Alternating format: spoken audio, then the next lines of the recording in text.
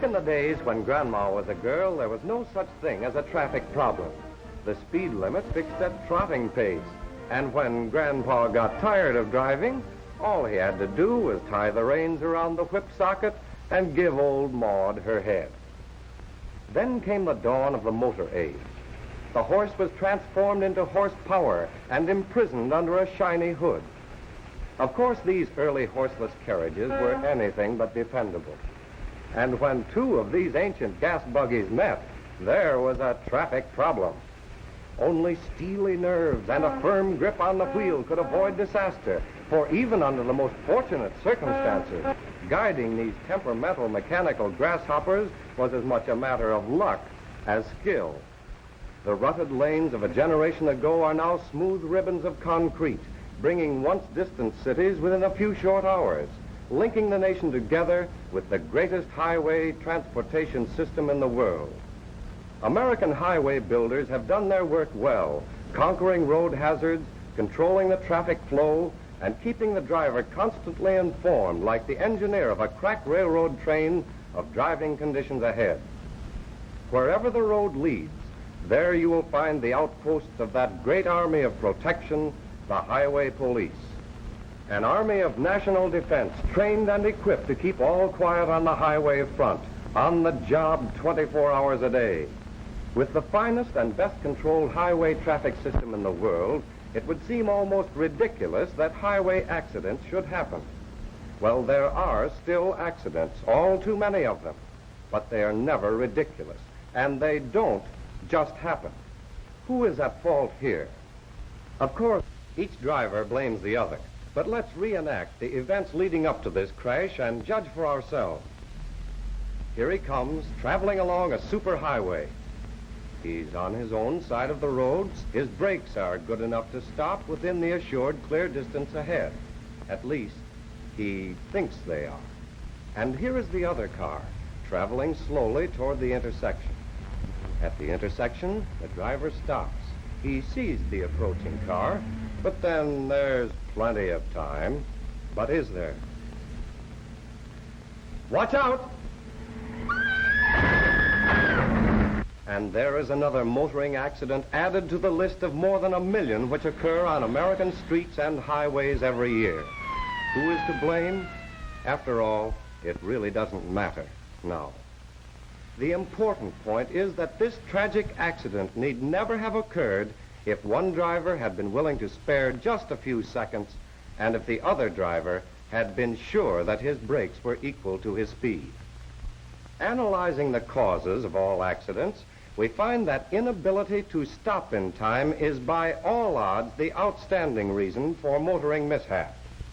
How quickly can you stop? At 20 miles per hour, with the world's safest brakes, this car stops in 14 feet.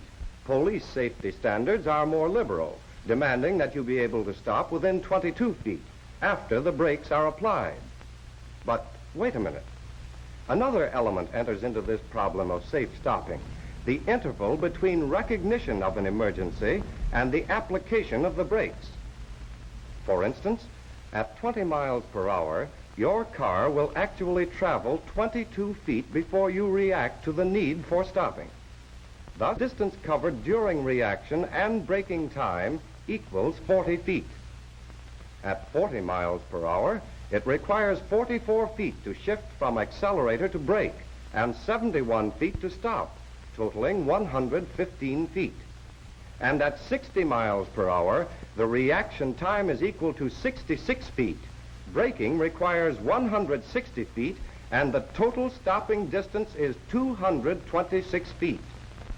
In this era of high-speed driving, only the best brakes are good enough. Yet police tests reveal that more than half of all cars tested are faulty in this vital safety factor. To be trustworthy, your brakes must be perfectly and permanently equalized. Without properly equalized stopping power on all four wheels, you are bound to meet trouble sooner or later on the open road. For instance, here is a chap whose brakes are good enough for city driving, and he thinks they are good enough for high speed. But in an emergency, when he stamps on the brakes, the car skids and dives into the ditch. And it might have been worse. Here we are at the Indianapolis Speedway, the roaring road of speed. Few of you, indeed, would care to take the risks which these drivers accept as a matter of course in their record chasing. Indeed, some of the driving habits you observe every day on the highway are too risky for these daredevils of the Speedway. For example, the common practice of crowding the center line on the highway would put a Speedway champion's hair right up on end. You're traveling at 50 miles an hour. The approaching driver is traveling at the same speed. That's virtually 100 miles an hour and within handshaking distance. And how many times have you started to pass up some slower car and then squeaked through by the skin of your teeth? If that car is traveling at 50 miles per hour, it represents the same obstacle as 10 parked cars. The chance is not so inviting now, is it? Railroad crossing signals are installed as a warning, not as a challenge. Yet there is always some impatient motorist willing to gamble. If he wins, it means only the saving of a few seconds.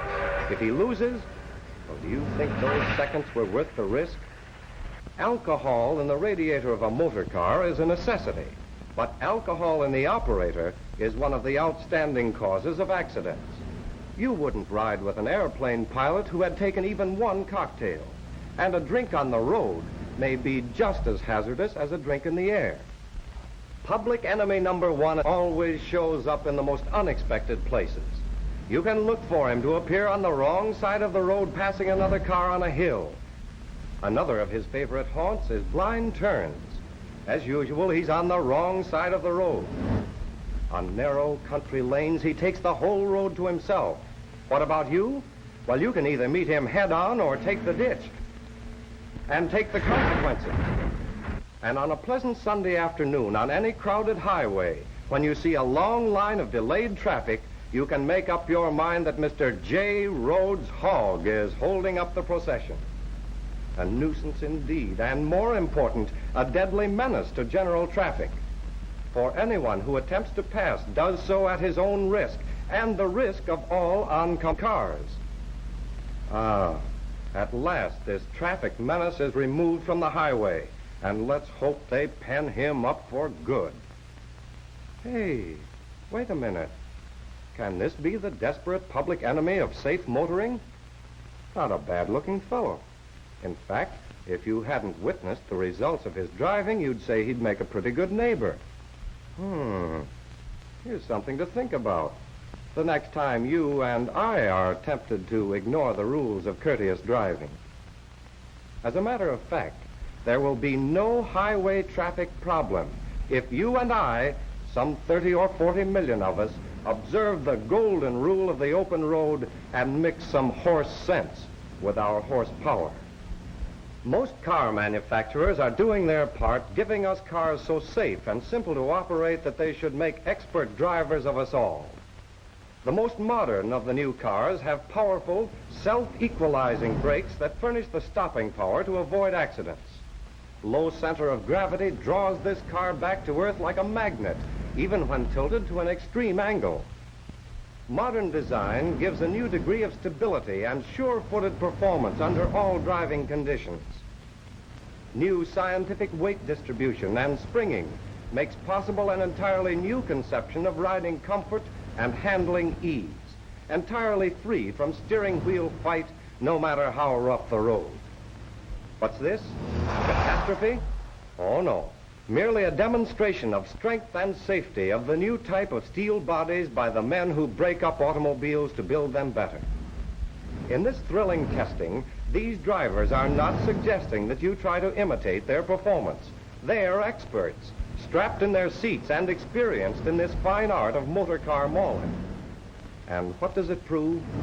Just that in the event of an inescapable accident, the modern car offers you the safety of a mighty armor of tough steel welded to steel, the ultimate in protective coachcraft. No car, however well designed and built, is any safer than its driver. Indeed, as some jokester once remarked, the most important part of any automobile is the nut, that holds the steering wheel. And the best rule of the road is be prepared for the unexpected.